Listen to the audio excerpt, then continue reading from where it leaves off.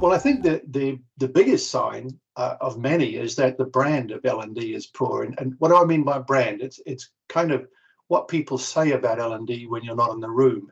You can also tell what that is from what they come and ask for, because that's what they think you do.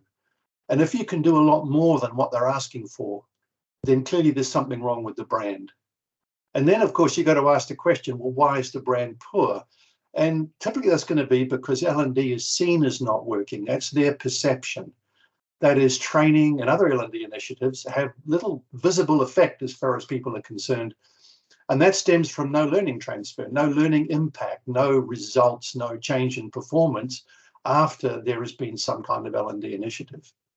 So if we're talking about barriers to learning transfer, really that's the key one there is that most people don't even talk about learning transfer before they start getting into designing programs.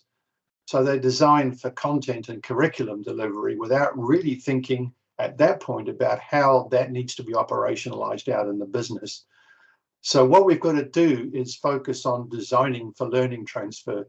See, the problem here is there's an upward and a downward spiral that's possible. Without learning transfer, L&D will be seen to get poor results, which gives it a bad brand and reputation, which means learning transfer is harder to achieve and the spiral goes down. The opposite's also true. When L&D does manage to make learning transfer happen, therefore the impact from its learning initiatives is much more positive. It's seen as successful. The brand of L&D improves, and that makes it much easier to get learning transfer in the next program. So it's an upward self-reinforcing spiral. And the key here is learning transfer. So that's really the key to L&D success. So what we've got to be doing is talking about learning transfer and looking at all the different levers that you need to pull to make learning transfer happen. That's really at the core of all of this and making L&D work. Given that learning transfer is the key to L&D success, there's a few things we have to do. We've got to start talking about it. First off, we've got to talk about the elephant in the room. It's too often not discussed. Now, in order to really look at the details and the barriers, go and get my ebook on this. It's on the website on implementing learning transfer and the barriers that stop people even getting to that point. Learn how to do it. Again, get another one of my ebooks on training design.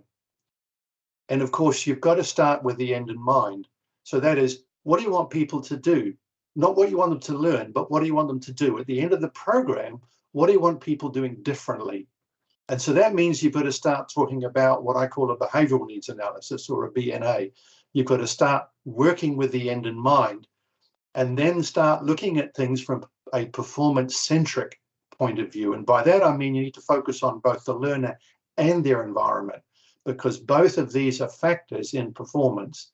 And these two things together are the key to real behavior change and performance improvement. So you can't just take an employee out of your environment, give them some binge learning, and then put them back in that same environment and expect things to change. So you've got to start looking at how do you feed that whole process of learning transfer in. And that's where we can start looking at how you can resolve this problem. Is behavior change requires many actions over time to master and embed a new behavior. You know, we all know that, it's obvious. So those many actions over time designed to achieve a defined end result of a new behavior is a workflow by any definition.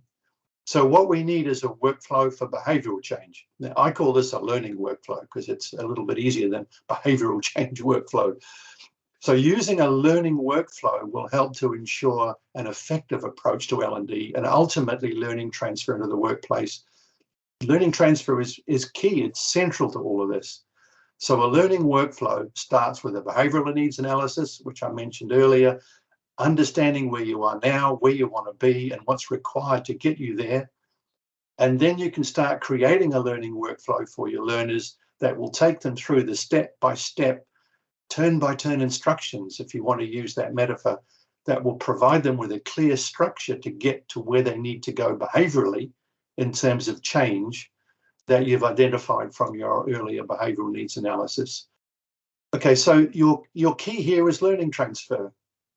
And for that, you need a process, you need a sequence of activities, You need a learning workflow because you're not going to get behavior change without one.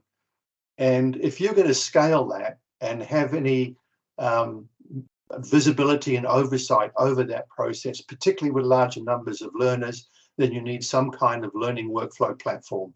And guess what? We've got one of those, and it works really, really well.